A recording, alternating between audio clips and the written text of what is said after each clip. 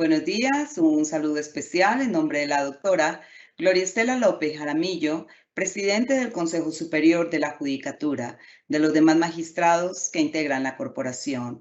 De igual forma, un saludo especial en nombre de la doctora Marilucero Novoa Moreno, directora de la Escuela Judicial Rodrigo Lara Bonilla.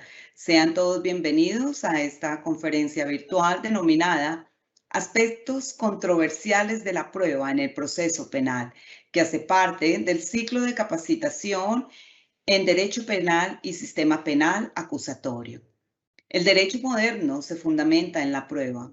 Muchos han dicho que constituye la columna vertebral del proceso, lo cual implica para cualquiera de las especialidades de la ciencia jurídica su correcto manejo. Se hace necesario tanto para el juez, fiscal, abogado, defensor y demás partes que intervienen, sobre todo en un proceso penal.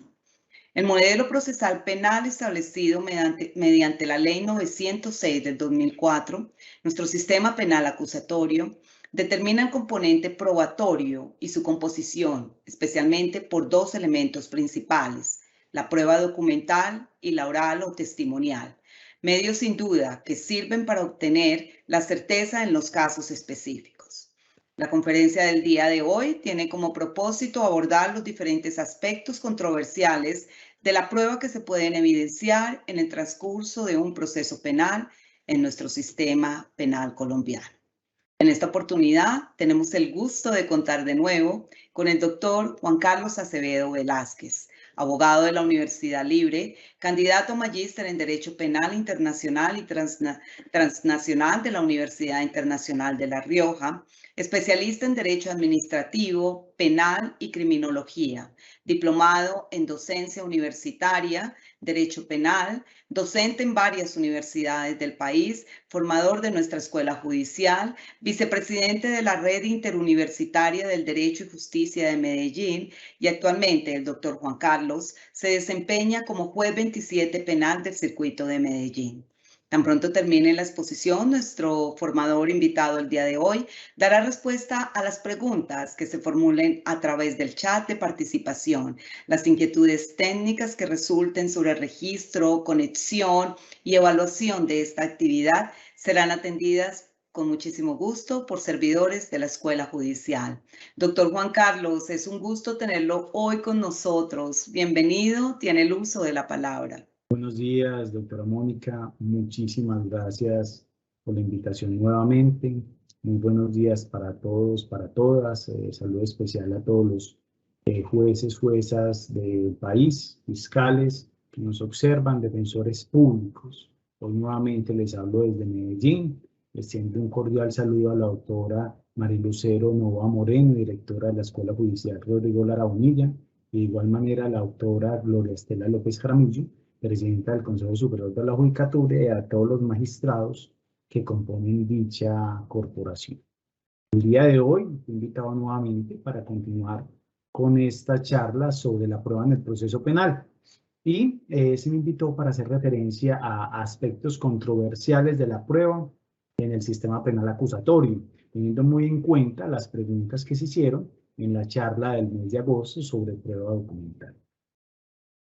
Lo primero a lo cual quiero hacer referencia es que es muy importante tener claridad sobre el momento en el cual se pueden descubrir elementos materiales probatorios. Iniciando desde allí, es una claridad necesaria y en la cual pareciera que no hay discusión, pero se ha observado en el transcurrir de los procesos que sí se ofrecen diferentes discusiones jurídicas referente al momento oportuno para el descubrimiento de los elementos materiales probatorios. Entonces, por ello quiero empezar desde allí. ¿Cuál es el momento procesal oportuno para que el ente persecutor descubra los elementos materiales probatorios? Hay dos momentos. Si hablamos referente al procedimiento ordinario y referente al procedimiento especial abreviado. Frente al procedimiento penal ordinario, tenemos que la Fiscalía General de la Nación debe descubrir elementos materiales probatorios con vocación de prueba que va a presentar en la audiencia de juicio oral desde el escrito de acusación. Posteriormente, en la audiencia ya de formulación de acusación, puede adicionar esos elementos materiales probatorios descubiertos en el escrito de acusación. Pero en muchos casos, incluso desde las audiencias preliminares, la defensa tiene la oportunidad de conocer esos elementos materiales probatorios. ¿Cuándo? En la solicitud de medida de aseguramiento. Toda vez que la fiscalía le corresponde descubrir elementos materiales probatorios, por lo menos darle traslado de esos elementos materiales probatorios al juez o la juez y a la defensa con los cuales está soportando la medida, mas no tiene obligación de hacer traslado de elementos materiales probatorios en la audiencia de formulación de imputación. ¿Y por qué quiero hacer especial hincapié en esto? Porque precisamente en una charla que tuve con la escuela de la Fiscalía General de la Nación, se me preguntó por varios de los asistentes que hacían parte de la Fiscalía General de la Nación si estaban obligados a dar traslado de los elementos materiales probatorios desde las audiencias preliminares. Pues la respuesta que se ha tenido y ha sido jurisprudencialmente válida es que no tienen esa obligación desde las audiencias preliminares. Solo cuando hay solicitud de medida de aseguramiento, pues claramente tienen que dar traslado de los elementos materiales probatorios con los cuales van a soportar la medida de aseguramiento. Pero no tienen que hacer traslado de esos elementos materiales probatorios, por ejemplo, cuando hay una legalización de un registro de allanamiento, cuando hay una búsqueda selectiva en base de datos, cuando hay una legalización de captura, y mucho menos en la audiencia de formulación de imputación. Incluso son prácticas inadecuadas que se realizan en algunos momentos al dar traslado de todos los elementos materiales probatorios en la audiencia de imputación. Y tampoco es necesario que en la audiencia de medida de aseguramiento se practique un minijuicio y se descubran absolutamente todas las pruebas, casi que se practican en algunas audiencias de medida de aseguramiento, lo cual, contrario a estar conforme a derecho, está precisamente en contravía de los principios rectores del proceso penal, y esto es frente a la transparencia y neutralidad y desconocimiento, a lo cual debe llegar el juez de conocimiento al momento de iniciar la audiencia de juicio oral, sin conocer absolutamente nada de las pruebas, simplemente frente a la pertinencia, conducencia, que se hizo referencia a la audiencia preparatoria, no más. Pero cuando se practica un minijuicio, ya en la audiencia a medida de aseguramiento, los jueces de conocimiento incluso pueden tener acceso ya a conocer las pruebas, lo cual no está bien.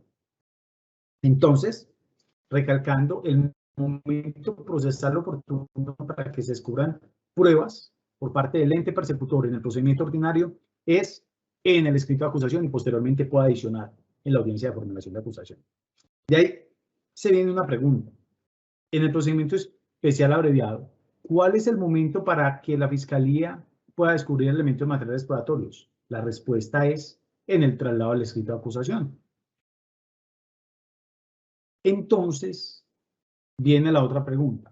¿Será posible que en la audiencia concentrada, al inicio de la audiencia concentrada, la Fiscalía pueda adicionar elementos materiales probatorios? La respuesta es no. Recordemos, pues, que estas percepciones que les estoy dando es conforme al estudio que he tenido sobre la materia, mas no estoy queriendo decir que esta sea la posición unificada de la judicatura, en lo absoluto. Precisamente, todas las decisiones pueden cambiar este tipo de percepciones. Pero de los estudios analizados y de la percepción que he tenido con jueces a nivel nacional, la respuesta es no se puede. ¿Por qué no se puede? Porque a diferencia del procedimiento ordinario, la Fiscalía al momento de descubrir los elementos materiales probatorios que puede adicionar en la audiencia de acusación, la defensa tiene otro tiempo de 15 a 30 días, pues si se cumple pues con las formalidades del Código de Procedimiento Penal, para que recolecten elementos materiales probatorios y los pueda presentar al inicio de la audiencia preparatoria, que es cuando está obligado a descubrir los elementos materiales probatorios. Pero en el sistema penal abreviado no lo tiene. Pues en el sistema penal abreviado es en la misma audiencia concentrada donde la defensa tiene que descubrir los elementos materiales probatorios. Entonces, por esa razón es que no es posible que se adicione. O claramente es posible que se haga una solicitud de prueba sobreviviente. Y recordemos cuál es la carga que se tiene para la solicitud de prueba sobreviviente. Y la carga es demostrar que hubo imposibilidad de conocer esa prueba con antelación por parte de quien la solicita. Y ya le corresponde al juez o la juez entrar a determinar si efectivamente es válido el decreto de esa prueba o la práctica de esa prueba si es en la audiencia de juicio oral, y hasta qué punto transgrede y vulnera el derecho de contradicción de la contraparte. ¿Y cómo lo puede minimizar esa posible vulneración de ese derecho de contradicción? Quizás con prueba de reputación, por ejemplo. ¿Sí?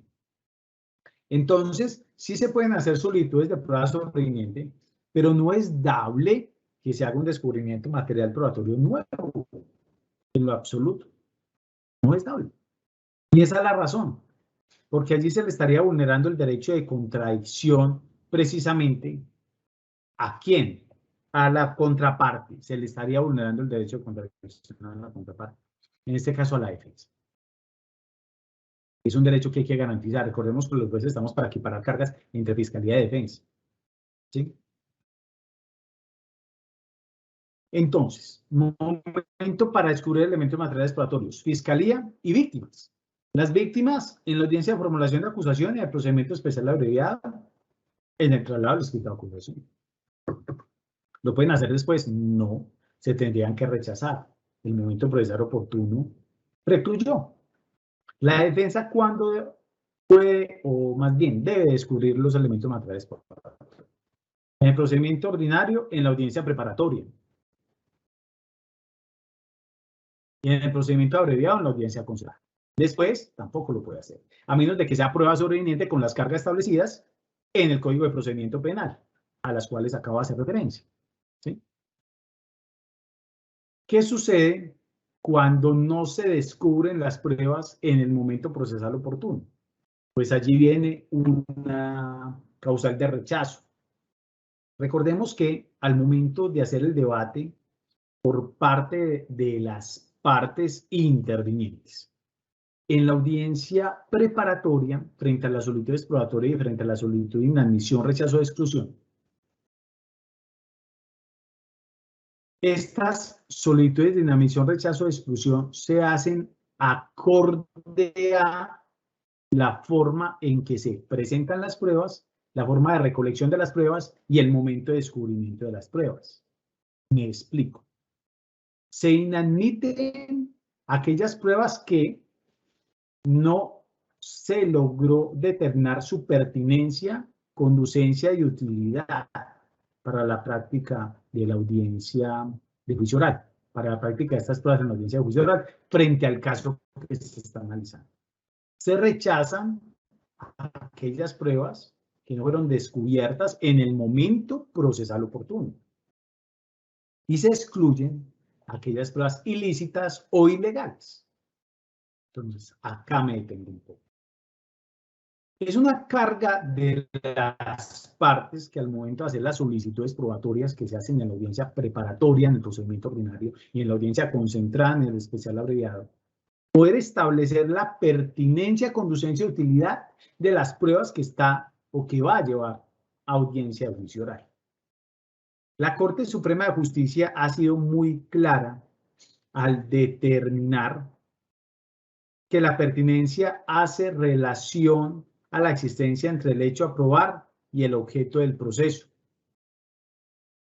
Indica que la prueba pertinente es la que se dirige a demostrar un hecho que debe ser debidamente probado y en caso de ser debidamente probado influirá directamente en la decisión.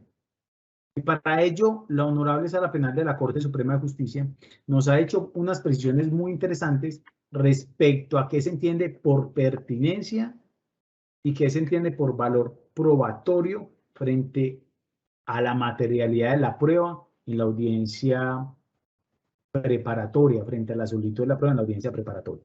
Entonces, la Corte ha dicho, en sentencia, un auto de 2071 de 2020, del 26 de septiembre, de dicha anualidad, manifiesta que, frente a la pertinencia, se conforman en dos conceptos fundamentales, posibles de diferenciar y que por lo mismo constituyen no solo a una mejor argumentación por parte de quien solicita la prueba, sino también a una acertada decisión del juez que decreta la prueba. Se trata de los conceptos de valor probatorio, considerado probatio value, o materialidad, esto es materialidad. El primero, esto es el valor probatorio, hace referencia al valor inferencial de la evidencia ofrecida para probar lo que se desea demostrar por parte del proponente. Esto es, la posibilidad de que con esa prueba efectivamente se logre determinar que el hecho existió o no existió dependiendo de la teoría del caso de la parte. Y la materialidad alude al vínculo de lo que se pretende probar por parte de la persona de la parte con el objeto del proceso judicial, es decir, con los hechos y cuestiones de derecho en controversia. Entonces, es posible que pueda darse el caso que, cumpliéndose el componente del valor probatorio, al tener actitud la evidencia ofrecida para demostrar lo pretendido por la parte, no se verifique el componente de la materialidad frente al vínculo que se pretende hacer valer en cuanto a la prueba frente a los hechos. Lo que vendría en que se debe de inadmitir por impertinencia de la prueba. Entonces, lo que ha hecho la Corte, y es muy importante que lo tengamos muy en cuenta nosotros, es que la prueba es impertinente no solo cuando carece de valor inferencial para demostrar lo que se pretende, esto es frente al valor probatorio, sino también aquella que se ofrece con el fin de llevar al proceso hechos que no se relacionan con lo que ha de decidirse. Esto es que los hechos carecen de vinculación con el tema probando. De igual manera, es muy importante hacer referencia a que existe pertinencia directa y pertinencia indirecta de la prueba frente al hecho principal, frente al debate en el proceso. Entonces, la pertinencia directa hace referencia al hecho directo que se pretende probar.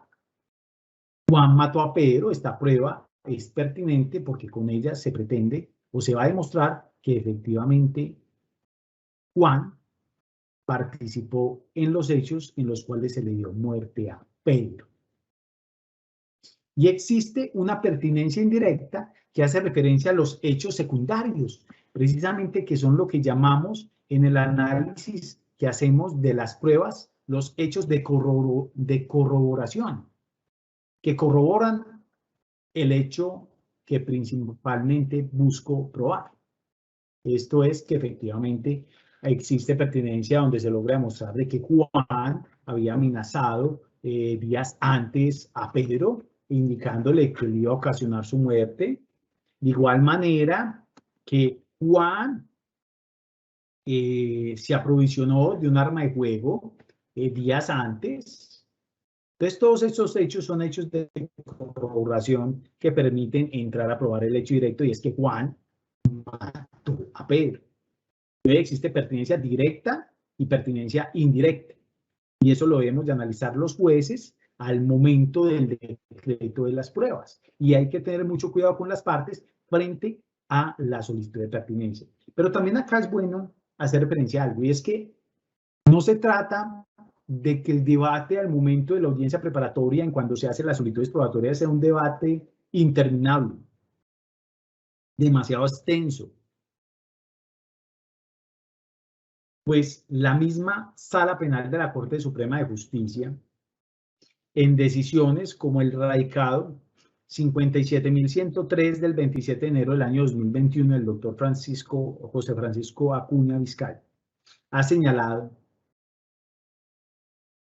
referente a las exigencias de pertinencia, conducencia, de utilidad del medio de conocimiento cuyo decreto se pretende, la Corte ha dicho lo siguiente, abro comillas: realmente advierte la Corte que exigir la explicación de conducencia y utilidad para todos los medios de prueba solicitados por la parte pueden dar lugar a discursos repetitivos e innecesarios, en el mejor de los casos orientados a demostrar que la prueba pertinente por estar relacionada directa o indirectamente con los hechos que constituyen el tema de prueba, y es conducente porque ninguna norma del ordenamiento jurídico prohíbe probar el hecho en cuestión con el medio elegido, ni existe alguna norma que obliga a probar ese mismo hecho con un medio de prueba determinado.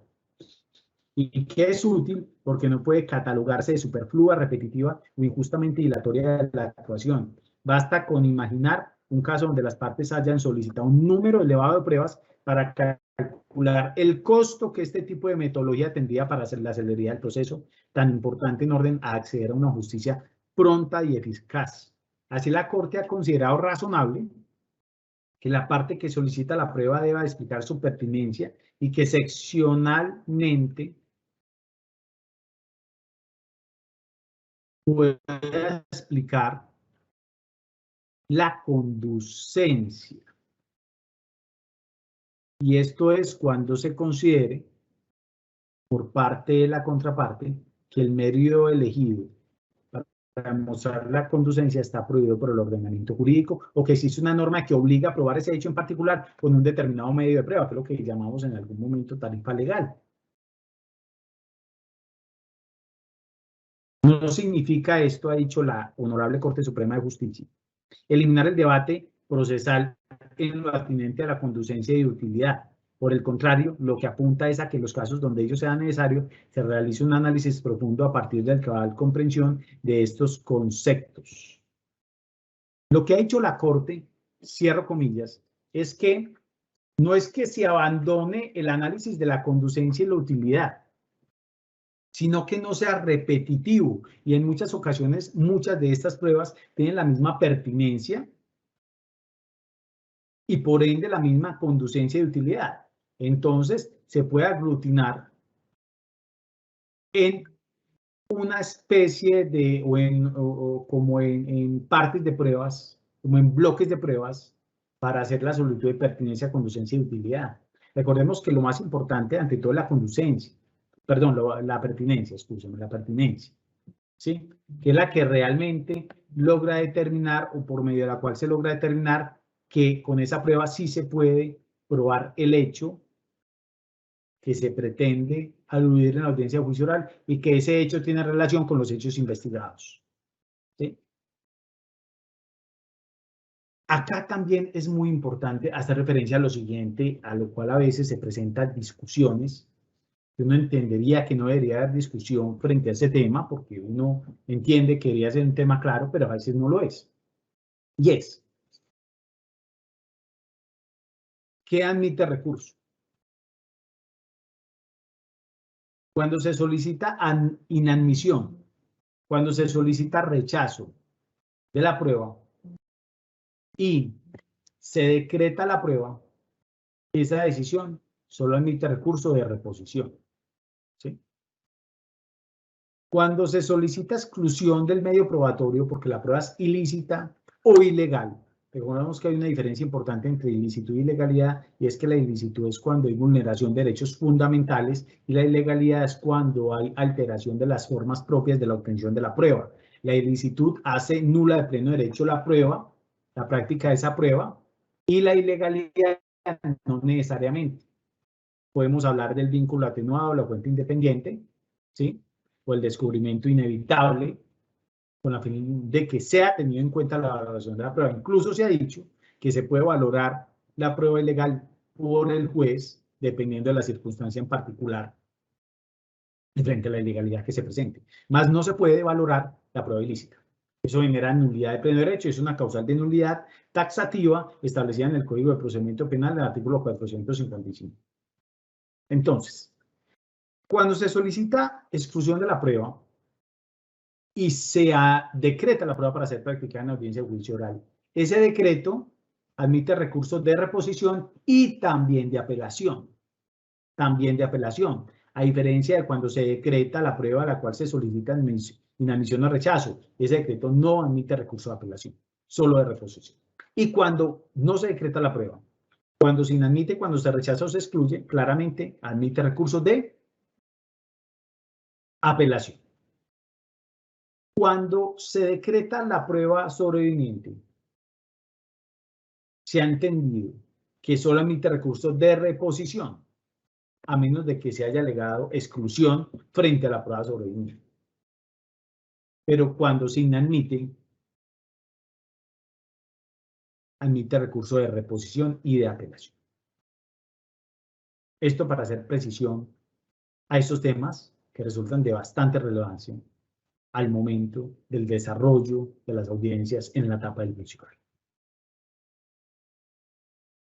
Hay muchos aspectos controversiales que se nos presentan constantemente en el desarrollo de la audiencia. Uno de ellos es, por ejemplo, frente a si la prueba trasladada opera en el sistema penal acusatorio. La respuesta es no opera en el sistema penal acusatorio. Pero que no opere en el sistema penal acusatorio no significa necesariamente que no se puedan ingresar los medios de prueba usados en otras actuaciones. Sí se pueden utilizar los medios de prueba utilizados en otras actuaciones. ¿Cómo se pueden utilizar?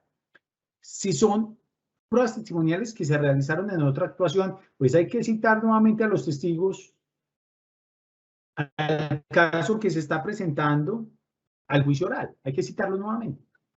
¿Sí? Se citan nuevamente. No se puede trasladar la declaración que él realizó en ese otro juicio a el juicio o en esa otra actuación a la audiencia de juicio oral, porque estaríamos hablando de que se estaría vulnerando el derecho de contradicción y el derecho de inmediación, toda vez de que todas las pruebas deben de ser practicadas ante la presencia del juez. De igual manera se debe garantizar el derecho a contradicción. Pues, entonces, ¿yo cómo voy a contradecir el testimonio de otra persona que lo dio en otra parte? Si no lo voy a tener presente. Entonces se tiene que citar nuevamente. Se tiene que citar nuevamente. Y no se puede presentar como prueba documental, porque recordemos que las declaraciones juramentadas, los interrogatorios de parte, no son prueba documental. Son documentos declarativos que se convierten en prueba testimonial del desarrollo de la audiencia de juicio oral. Recuerden que en los documentos que les hablaba la charla pasada, hay dos especies de pruebas documentales directamente. El documento en estricto sentido y el que no es prueba documental en estricto sentido, sino que, por ejemplo, son documentos declarativos o documentos demostrativos. Los documentos demostrativos son aquellos que utilizan en muchas ocasiones los testigos para explicar o hacer llegar un conocimiento al juez y a las partes de lo que quiere hacer o de lo que quiere probar mejor. Entonces, presentan planos, presentan fotos, explican, son documentos demostrativos. En algunos casos, esos documentos demostrativos, por la importancia de la prueba en sí, por la importancia de ese documento, pueden ingresar como prueba documental directamente, ¿sí? Aparte incluso de lo que se pretendía demostrar, porque con ello se pretende efectivamente hacer llegar a ese mayor conocimiento al juez de que efectivamente esa prueba quiere decir lo que el testigo pretendía que dijera o lo que se pretende por la parte que el documento quiera que se diga, para hacerlo entender de mejor manera. Pero en muchos casos no, simplemente es para poder que se explique en mejor medida esa prueba documental. Y en esos casos no es prueba, la evidencia demostrativa. Y los documentos declarativos no son prueba documental, pueden servir para refrescar memoria en la prueba testimonial, impugnar credibilidad o como prueba de referencia, que allí sí entran como prueba. Cuando la persona desaparece, cuando la persona sufrió una enfermedad de pérdida de memoria, cuando la persona es víctima de un delito de secuestro, cuando la persona murió o en un evento similar, que frente al cual ha hablado mucho la Corte, que se debe entender por evento similar, y es que haya posibilidad absoluta de encontrar a ese testigo por la parte que lo está citando. Entonces, los documentos declarativos no son prueba documental, son o prueba testimonial o, en algunos casos, prueba de referencia. En algunos casos, prueba de referencia. Entonces, cuando se trae de otro proceso o de otra actuación documentos, pues se tienen que traer de conformidad con lo establecido en el Código de Procedimiento Penal para que estos sean tenidos en cuenta, ¿sí? Lo mismo los testimonios, pues se deben de practicar. Los testimonios no es que se tenga en cuenta lo que practicó en la otra prueba, sino también lo que se tenga en cuenta que se practicó, mejor dicho, lo que se practica en la audiencia de juicio oral. Frente a esto, por ejemplo, lo ha dicho Diferentes radicados, hago referencia al 46.153 de 2015, 50.275 de 2017, donde se indica que no opera la prueba trasladada porque iría en contravía de los principios de contradicción y mediación, como lo estoy diciendo, pero no se cercena la posibilidad del ingreso de los procesos de medio de prueba usados en otras actuaciones siempre y cuando se respete el debido proceso probatorio. Otro tema de debate importante, controversial, en el análisis de la prueba dentro del proceso penal es lo referente en los delitos, sobre todo en los delitos sexuales, frente a la anamnesis de los médicos que realizan la valoración a los menores o a las personas que son víctimas, pueden ser mayores también. Delitos contra el bien jurídico de la libertad, integridad y formación sexual. La Corte incesantemente ha indicado, puedo decir muchos radicados, 50.637 de 2018, 47.140 de 2019, 52.268 de 2020, 47.856 de 2020, 56.638 de 2021. La anamnesis no es prueba directa del abuso. Y para que se presente la anamnesis en la audiencia de juicio oral, se tiene que seguir el lineamiento referente a la prueba de referencia. Pues el carácter testimonial de una declaración rendida antes de juicio no desaparece porque esté en un documento público o por el hecho de estar documentada. Ha dicho la Corte, abro comillas, si una declaración queda vertida en un documento, no por ello pierde su naturaleza original, razón por la que debe sujetarse a las reglas previstas para este tipo de pruebas. Ha dicho que los relatos sobre los hechos investigados, entregados por los menores de edad en las valoraciones de carácter sexual, psicológico o psiquiátrico, tienen la condición de declaraciones rendidas por fuera del juicio oral. Y si la parte pretende utilizar estas versiones para probar la existencia de un hecho investigado, debe sujetarse en su descubrimiento, incorporación y valoración al trámite de reglas establecidas para la prueba de referencia. Esto es que si la menor ya declaró en la audiencia de juicio oral, no se puede tener en cuenta esa anamnesis. Simplemente el médico puede hablar de la percepción que tuvo frente a la menor, la psicóloga de la percepción que tuvo frente a la menor, o el psicólogo, lo mismo la psiquiatra o el psiquiatra, más no de la anamnesis y de lo que ella les manifestó, que es una práctica que se observa bastante. Esto es muy importante aclarar porque es que no solo el derecho a las víctimas es un derecho constitucional, también la presunción de inocencia es un derecho constitucional y se debe garantizar. Entonces, permitir que el ente persecutor, que son muy juiciosos, pero permitirles que se vengan con toda esa cantidad de pruebas frente a la defensa, donde no solo está la declaración de la menor, sino la declaración del médico, de la psicóloga, de la mamá o del papá, del psiquiatra. Allí estaríamos desnivelando el derecho de contradicción. Entonces, para tenerlas en cuenta tenemos que tener muchísimo cuidado. Y es que se sigan los lineamientos, que efectivamente la menor no haya declarado y se declaró, tenemos en cuenta la percepción que ellos tuvieron frente a sus declaraciones. Eso yo lo veo a diario en las audiencias de juicio oral, donde los fiscales son muy juiciosos, pero cuando de pronto en algún momento lo intentan solicitar de esa manera, eso incluso de quedar claro desde la audiencia preparatoria al momento del decreto de la misma. Se decreta, pero solo si,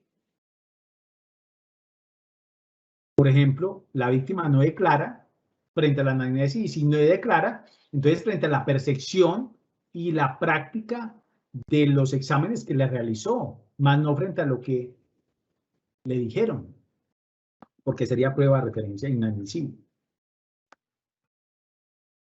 Es también muy importante tener aquí o hacer referencia frente a estos temas, sobre todo de prueba documental, a qué se entiende como regla de mejor evidencia, que también es un tema que se preguntó en la charla pasada y al cual voy a hacer referencia. Y es que el artículo 433 de la Ley 906/2004 establece, abro paréntesis, cuando se exhiba un documento con el propósito de ser valorado como prueba y resulte admisible, deberá presentarse el original del mismo como mejor evidencia de su contenido. Una regla que se exceptúa de los documentos públicos o duplicados autenticados. En ese caso no se debe exigir el documento original. De igual manera, no se da esa cláusula de la mejor evidencia cuando el documento original lo tenga la contraparte. Pues ya lo tiene. ¿Sí? Tampoco en los documentos voluminosos de los que solo se requiere una parte o fracción y los que las partes estipulen innecesaria de su presentación en original.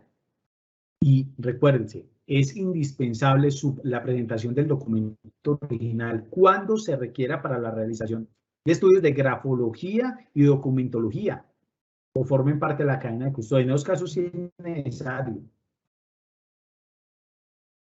Y no se puede confundir la regla de mejor evidencia como si fuera una regla de única evidencia. Pues lo ha dicho la misma Corte. Para verificar el contenido de un escrito se puede acudir a otros medios como fotocopias, fotografías, testimonios, etc. Frente a ello, hay una sentencia muy interesante del doctor Luis Antonio Hernández Barbosa, que es del año 2021, radicado 54.700, que los invito a estudiarla. Hace referencia a el tema de la prueba o mejor evidencia, prueba de mejor evidencia. También es importante algo que nos está sucediendo, sobre todo en las audiencias de juicio oral, y que se pregunta también mucho, y es que, y pues ahorita con la virtualidad porque se comparte pantalla, pero también se pregunta mucho antes en la presencialidad o en los juicios en presencialidad, si es que hay que darle lectura absoluta a todo el documento. Absolutamente todo el documento. Entonces, frente a ello, quiero hacer referencia a lo que dijo la sentencia del doctor Luis Antonio Hernández Barbosa, también de 58.417, dice que no se discute que para poder ejercer en los términos la vía confrontación es necesario que la contraparte conozca a cabalidad el contenido del documento. Pero para la sala ese derecho se garantiza plenamente con el descubrimiento de la prueba en las oportunidades que la ley prevé para el efecto y con su solicitud y decreto en la audiencia preparatoria. Dice que esa ritualidad ha sido ponderada por la sala penal a partir de la relación entre formas y principios, anteponiendo los últimos sobre enunciados formales cuya exégesis haría de los juicios un ejercicio interminable de lectura, haciendo referencia a que no necesariamente se debe exigir toda la lectura del documento, sino la lectura de la parte que la parte quiera aprobar. Hay documentos muy voluminosos, gigantes. Y si la contraparte ya tuvo conocimiento de ese documento, lo conoció en la audiencia preparatoria, no puede oponerse al mismo solo por el hecho o cuestionar su legalidad solo por el hecho de no haber leído la totalidad de los documentos que él ya conocía a plenitud, pues ya los conocía. Y puede ejercer el derecho de confrontación con ese conocimiento previo que ya tenía. ¿Sí? Que es un tema también bastante discutido. Y ahora se pregunta, y esperemos a ver qué decisiones se van tomando. ¿Será que es necesario la lectura de todo el documento cuando ya está quedando en el compartir pantalla y está quedando grabado? ¿Será que cuando yo voy a refrescar memoria o impugnar credibilidad, debo hacerlo permitiendo que se comparta pantalla? O mejor no, porque como se comparte pantalla ya queda ahí la prueba y el juez puede tener conocimiento de la misma. Entonces, en aras de garantizar transparencia del proceso, mejor ese compartir se hace directamente entre las partes y no el compartiendo pantalla. Pues al momento de refrescar memoria, impugnar credibilidad, el documento no se le pone de manera presencial al juez. En cambio, cuando se está compartiendo pantalla, sí se le está poniendo de manera presencial al juez. Pues, son cuestiones muy interesantes a las cuales mi respuesta es, depende del caso en particular. Si se va a presentar el documento como prueba, comparta pantalla. Si se va a refrescar memoria, impugnar credibilidad, denle traslado, más no le comparta pantalla. porque ahí está llevando un conocimiento al juez de todo un documento que no necesariamente va a dar lectura o se va a tener en cuenta por la contraparte. Si lo que vas a pretender es que ingrese como testimonio adjunto, recordemos que lo que se ha venido hablando de testimonio adjunto es cuando la persona que hace la declaración en la audiencia de juicio oral hace una declaración manifiestamente contraria y diferente a lo que hizo previamente en una declaración anterior ante la policía judicial o ante la fiscalía o ante la defensa, y se va a poner de presente esa declaración en la audiencia de juicio oral con la finalidad de que se tenga como testimonio adjunto, dándole la oportunidad a la contraparte, porque se debe hacer una audiencia de juicio oral que contrainterrogue no solo frente al testimonio que da el testigo en la audiencia de juicio oral, sino también frente a la lectura de esa declaración anterior, confrontando el testigo y garantizando el derecho de contradicción allí, y el juez deberá valorar no solo el testimonio del juicio directamente, sino todo el testimonio teniendo en cuenta la lectura de esa declaración anterior que dio en la audiencia de juicio oral y que presentó como testimonio. ¿Sí? Entonces, es muy importante también tener en cuenta este tipo de situaciones que se nos pueden presentar en la audiencia de juicio oral. Eso a nosotros nos presentan, mejor dicho, constantemente muchas situaciones complejas. Otro tema que es muy complejo es la prueba común, la procedencia de la prueba común, de la solicitud de prueba común. Entonces, la defensa solicita las mismas pruebas de la fiscalía. La Corte Suprema de Justicia ha indicado, incluso pues ha sido muy académica al momento de hacer referencia a este tema de prueba común. Y desde la sentencia 51.882 ha manifestado que es posible solicitar las pruebas pedidas por el antagonista siempre y cuando explique por qué resultan pertinentes a la luz de su teoría del caso. De igual manera, es prudente que se presente como prueba común siempre y cuando se haga referencia a la pertinencia y aclarando que si esa prueba puede respaldar la teoría del caso, su práctica no puede quedar a la merced del adversario. Entonces, si la fiscalía solicita el testimonio, entonces la parte no lo puede solicitar. La defensa, ¿por qué no? Si es pertinente para probar la teoría del caso y la demuestra, ¿por qué no la puede solicitar como prueba directa? ¿Qué sucedería donde la fiscalía desista de esa prueba? ¿Queda a merced entonces la defensa de las solicitudes de la fiscalía? No, precisamente se hacen las salvedades de la audiencia preparatoria que se decreta bajo dos condiciones. Primera, que la fiscalía no lo lleve a la audiencia de juicio oral, entonces se habilita para que lo interrogue directamente como su testigo. Y segunda, siempre y cuando el tema objeto del debate no haya quedado agotado en el interrogatorio y en el contrainterrogatorio. Entonces la prueba común sí está permitida. Les aconsejo la lectura, sé que muchos ya lo hicieron, mucho mejor que yo. De Radicados 57.103 de enero del año 2021 del doctor Acuña Vizcaya, que hace referencia a otro tema muy importante, muy controversial, del manejo de la prueba en la audiencia de juicio oral, es referente a la prueba pericial. Es muy importante, de mucha discusión. Entonces se pregunta, ¿será que es suficiente que se presente el dictamen pericial en la audiencia de juicio oral? ¿Será que no es necesario que testifique el perito? ¿Será que se puede estipular esa prueba pericial? ¿Será que se puede presentar esa prueba pericial con un perito diferente? Las respuestas que se han tenido jurisprudencialmente son que el dictamen pericial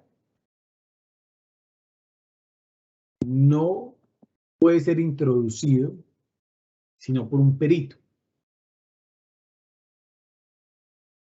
Esto es, no se puede tener como probado el dictamen pericial si no se ha traído al perito que declare frente a él. Y es posible, en caso de que exista una imposibilidad absoluta por parte del perito que realizó la prueba pericial, que este perito, que otro perito pueda presentar esa prueba pericial.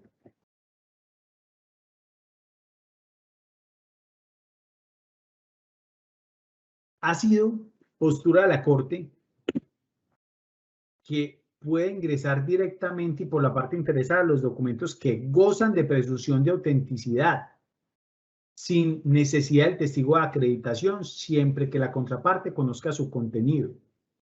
Pero ese derrotero no se refiere a la prueba pericial. Pues según el artículo 405 del Código de Procedimiento Penal, la prueba pericial es procedente cuando es necesario efectuar valoraciones que requieran conocimientos científicos, técnicos, artísticos o especializados. Dispone este artículo que los peritos en lo que corresponde les serán aplicables las reglas del testimonio. Y a su vez el artículo 412 de la misma disposición penal señala que las partes solicitarán al juez que haga comparecer a los peritos al juicio oral y público para ser interrogados sobre los informes periciales que hubieran rendido. Por lo tanto, toda declaración del perito debe estar precedida de un informe en donde se exprese la base de opinión pedida por la parte que propuso la práctica de la prueba. En ningún caso el informe de que trata el artículo 515 será admisible como evidencia si el perito no declara oralmente en juicio. De lo expuesto, se ha precisado por parte de la jurisprudencia que la prueba pericial es un elemento de persuasión compuesto, integrado por el informe escrito de la base de opinión pericial, que por sí mismo no constituye evidencia autónoma, y del testimonio del experto en juicio, quien concurre para ser interrogado y contrainterrogado sobre su concepto previo.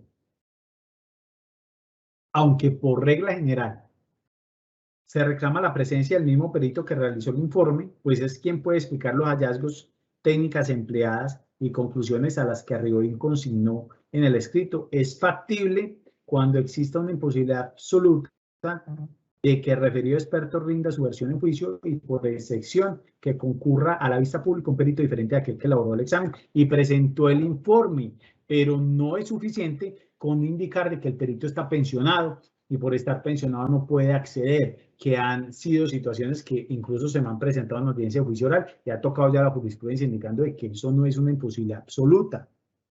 Todos tenemos el deber de testificar en las audiencias de juicio oral y en esos casos el perito debe acudir a dar su testimonio o el experito. La sala, por ejemplo, en esta decisión, en una decisión de radicado 55.754 del doctor Gerson Chaverra Castro, no admitió una prueba que se dio por probada por las partes de una prueba pericial, toda vez de que se entendió de que había imposibilidad absoluta de que se presentara el perito a esa audiencia, considerando que para que sea válida la prueba pericial debe acudir un perito para establecer todos los requisitos señalados en el artículo 412 del Código Penal referente a cómo se debe realizar la acreditación de ese perito en la audiencia de juicio oral para posteriormente entrar a establecer todo lo que hizo en ese informe pericial y las conclusiones a las cuales llegó,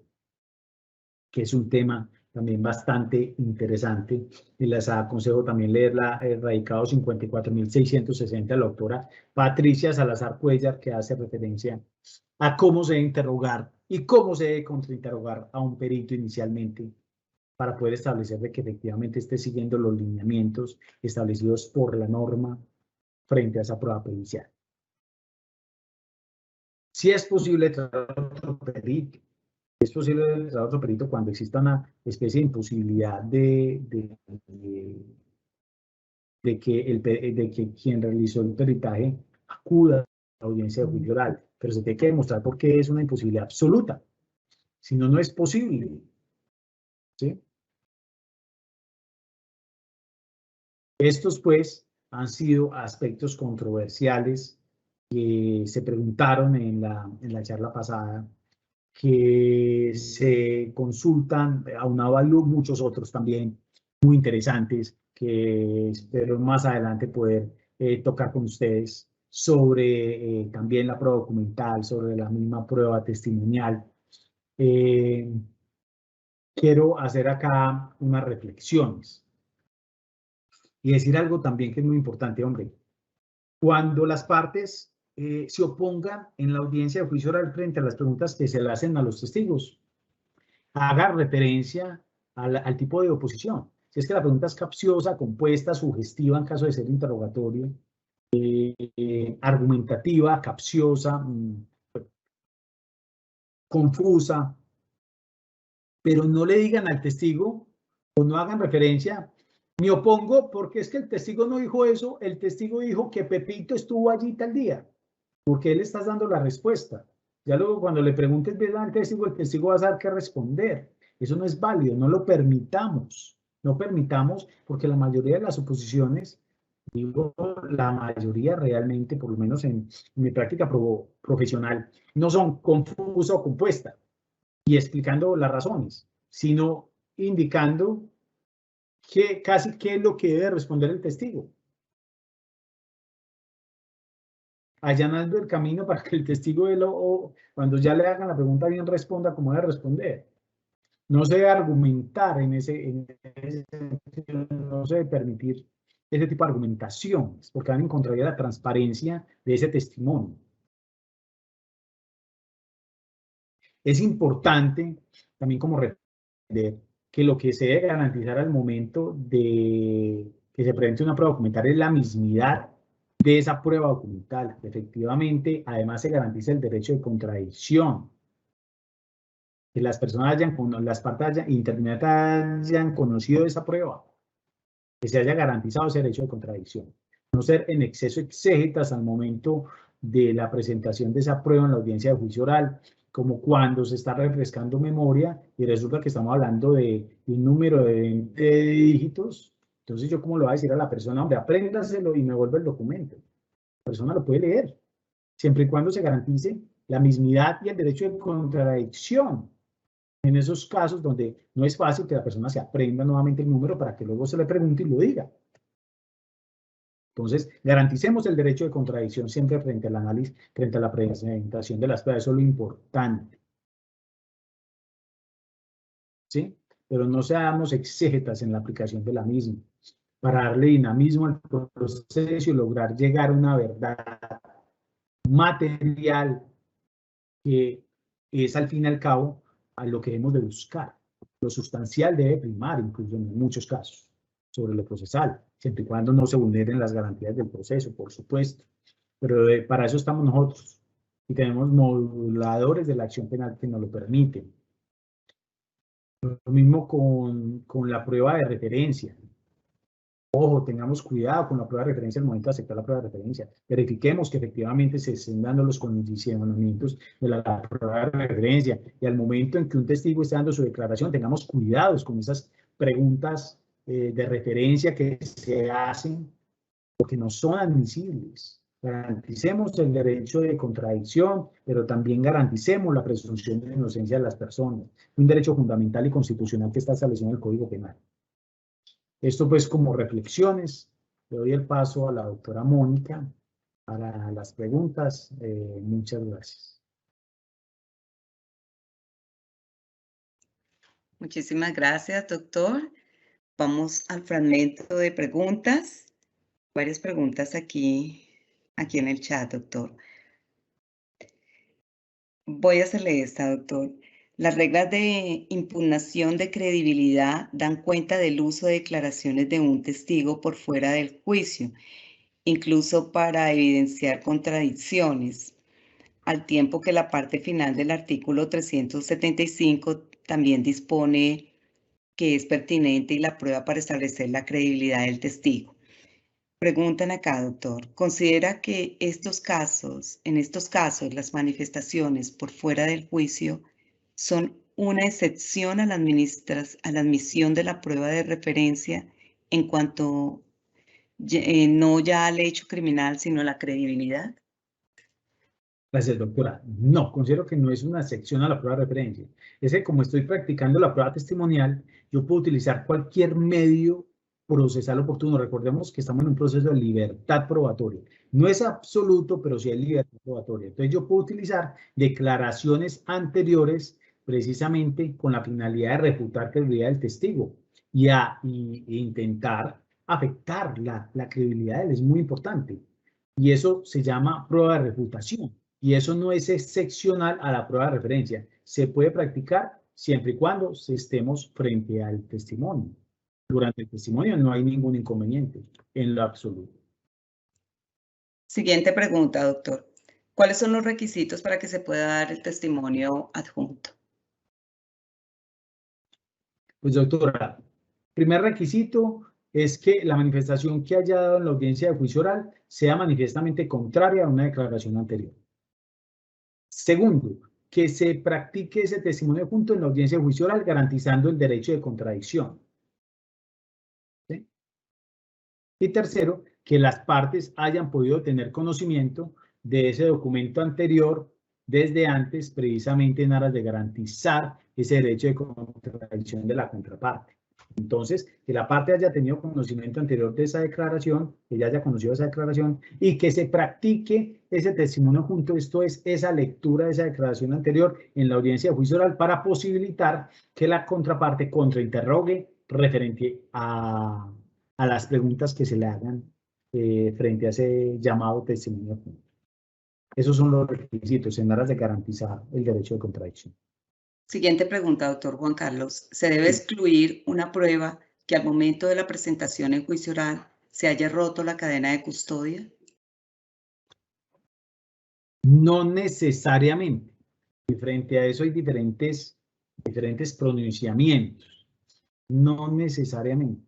Hay que entrar a analizar si ese rompimiento de la cadena de custodia torna en ilegal la prueba, por cuanto no se cumplen las formalidades legales. Entonces, si efectivamente ese rompimiento de la cadena de custodia se logra demostrar de que hay una falla a la mismidad, de que efectivamente se rompió, de que no es posible establecer que sea la misma prueba recolectada, debo excluirla.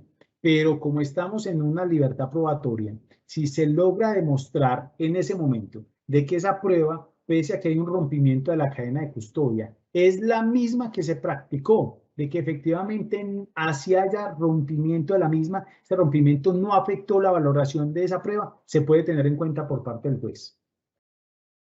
Se puede valorar. Última pregunta, doctor. ¿Cuál es la diferencia entre testigo experto y técnico? Bueno, recordemos que se ha entendido que una cosa es el testigo perito, que es el que realiza un dictamen pericial referente a un asunto que se le pone en conocimiento.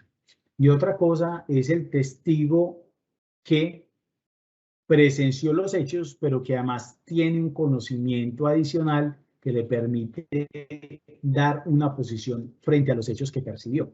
¿Sí? Esa es la diferencia. A ver, yo como testigo experto tengo al perito que realiza una valoración sobre un dictamen, sobre algo que me pone en conocimiento. ¿Sí?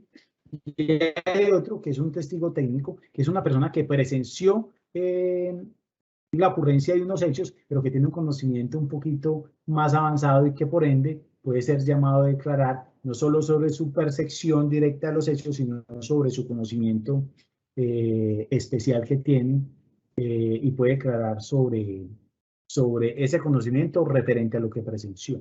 ¿Sí? Pero no es dable bueno, hay una discusión importante y es si se puede traer a declarar una persona que no haya realizado una prueba pericial, pues no se le haya puesto en su conocimiento algo para desarrollar, que tenga un conocimiento especial sobre la materia y que se traiga a declarar sobre una audiencia. Entonces, si tenemos en cuenta la oratoria, ella puede declarar sobre los conocimientos que tenga, o él puede declarar sobre los conocimientos que tenga, los que tenga sobre la materia, pero no puede en la audiencia dar su concepto frente a esos conocimientos, frente al caso en particular. Frente a eso hay que tener mucho cuidado, ¿sí? Pero Sí, sí, más que me aventuro, considero que sí es posible. Una persona que tenga un conocimiento, me estoy apartando un poquito de lo que es testigo experto, testigo técnico, que tenga un conocimiento sobre la norma o sobre algo en particular, pueda venir a hablar sobre su conocimiento.